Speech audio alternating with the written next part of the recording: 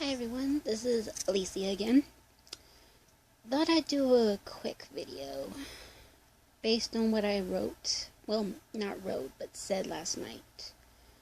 You're probably wondering about my relationship with my dad. Did it really have an impact on me like I said it did? Which, sadly, yes, it did have an impact on me. I mean, Father's Day used to be a really tough holiday for me. It was incredibly difficult where if I was at church and they were having a Father's Day tribute day,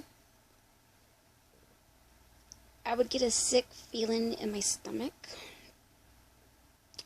And also at school, sometimes if the school year was still continuing, or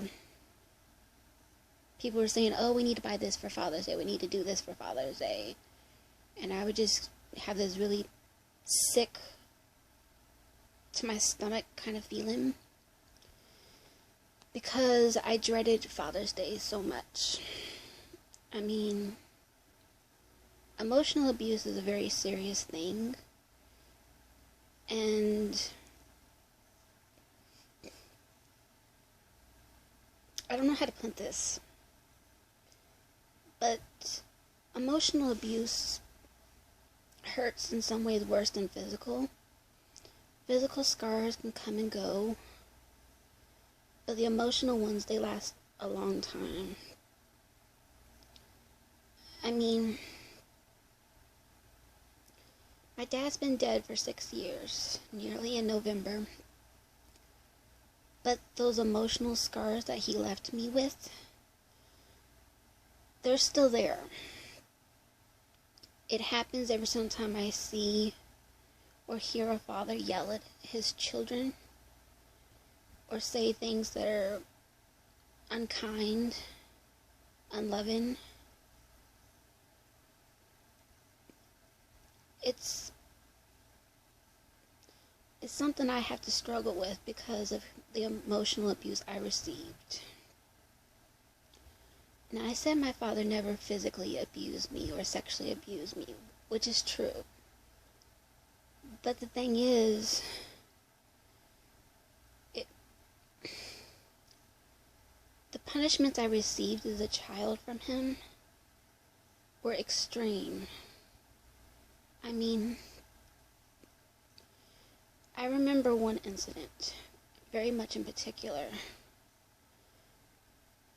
I was 4 years old, and I'd been in the back seat of our family car, and I'd been in the car for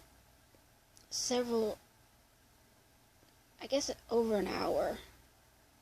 I don't really know exactly how long, but I've been in there a good while. And as you know, most children get fidgety. Well, my mom was still in the car with me. She didn't want to leave me in the car by myself. So my dad went into the store for something, I don't remember what. And in the back seat, I see a plastic bag. And it's not being used for anything. So I start ripping it up because I'm bored. I mean, I don't have a toy with me to play with. I don't have a book because I'm only 4 and I don't really read. I don't have any toys with me because I'm not really allowed to bring toys to the car. So, but the thing is, when my father returned, he freaked out. He slapped me hard across the face because of what I did. Now keep in mind, I was just a child. I was doing what a typical child would do. Be destructive, but the thing is, I was, if you want to say being destructive that is, if that's even a term. But the thing is, I wasn't destroying anything that could be require replacement. I mean, it's a plastic bag. And that's tough, to know that your own father slaps you. because you got bored.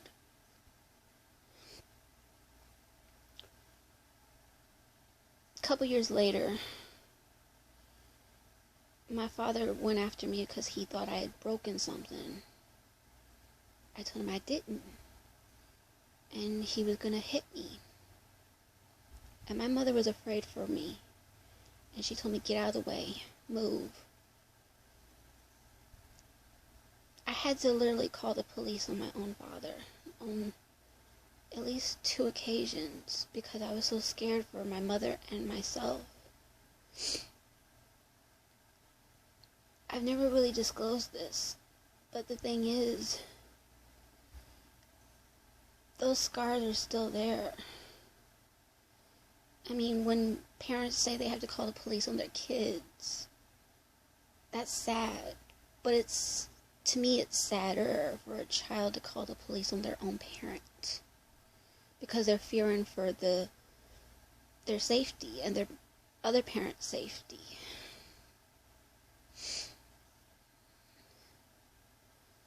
What I'm trying to say is, abuse comes in all forms. And it needs to stop. I don't care who you are. I don't care how old you are. Abuse is wrong. You might say, well, I'm punishing or I'm correcting. No. If you're hurting someone just to make yourself look big, that needs to stop. That's one reason why I will never let a man or a boy or anyone, male or female, lay their hands on me in the wrong way. I mean, sometimes I take playing a little too far. Sometimes I almost choke. Sometimes I almost harm, and I don't mean to. And so I have to tell myself, the reason why I'm doing this is because of my dad doing it to me. He never really played with me. I mean, he played with me a little bit, but then he would fuss at me, or he'd yell at me, or slap me. What I'm trying to say is, this is tough. Like I said, I don't have any physical scars, but the emotional ones have a big, big, big impact on my life. I mean, what I'm trying to say is, if you're a male or a female and you're a mentor to someone, be careful what you do around them. There are little eyes and ears and even little mouths who are going to mimic you. They're going to say things you say. They're going to see things you say and do, and then they're going to start to copy. That's why I'm so, so careful what I say to my Sunday school children or any child I encounter, because I know how much it hurts to hear someone say things that make you cringe, make you cry, make you want to cover your head up and never come out. I mean, what I'm trying to say is, you have a huge responsibility.